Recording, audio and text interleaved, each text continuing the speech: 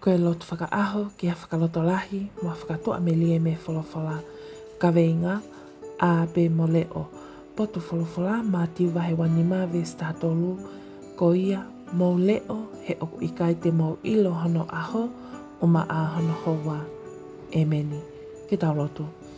Eksi su, malo si o ke i tataki e ta whanonga anga o e wike ko eni, whe pāle kina pe he whili pe a me ngahi ta au o e whanonga anga, ka ko ilo pau, ka pau he ikai te piki mo unga pe kia te koe whaka o whae ka koe whanonga hoku ki i waka.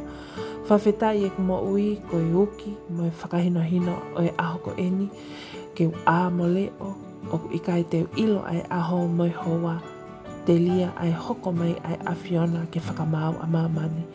Tā o kai tonu ke toi mole taimi he ngahi mea o mamani. Mole taimi he tuli e maalie o mamani.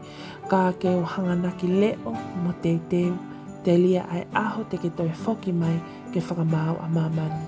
E ki whamole mole iau he eku wha mo umohea, he eku wha a mo leo e koloa o mamani. Ka ikai koe a mo leo, teu hoku lau maalie mo eku mo ui, te lia ai aho o whakamau. Tao pe mo koe sisu, toko nia e ku mo ui vaivaini, ke u ama o pe mo leo, i ho hua whape sisu kalaisi, ko koe a hoku whakamo ui. E meni. Whakamalo ke te koe, o ku ke kau mai ke talotu huwhia he hawani. Koe kuonga o ku tau lolotonga whanonga ai, o ku whakamo oni e wholawhola, pe a me kalistiane kotoa, iyo, koe kuonga whakaosi eni, pe o ku nāna whaki ai toi hoko mai ai eiki, ke whakamau e mamani koe ni. Pea koe ukia mo e whakaloto lahi ma au, mo au, ke tau a mo leo, he oku ikai ke tau ilo, hono aho, mo hono hoa. Koe wholawhola tonu pe eni ho tau eiki ko sisu kalaisi, pea oku maho inga, ke tau toka teu ki ai. Oa te tau to'o maa he oku ikai ke tau ilo ai taimi, mo hono hoa. Whaunga pe ke tau āmo leo, ko e tau lotu mo e aukai, uki e lotu whakawhamili, whakatatahai mai e ki whanau, wako ne kina, ai maho inga, o e mo ui lotu, a pe mo leo te lia ai aho o e whakamau.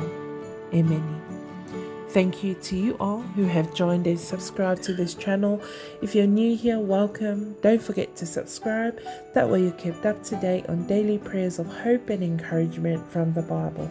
Also check out the description box below for all links to our social media platforms as we provide daily devotions and ministry for the youth and young couples. Thank you and God bless.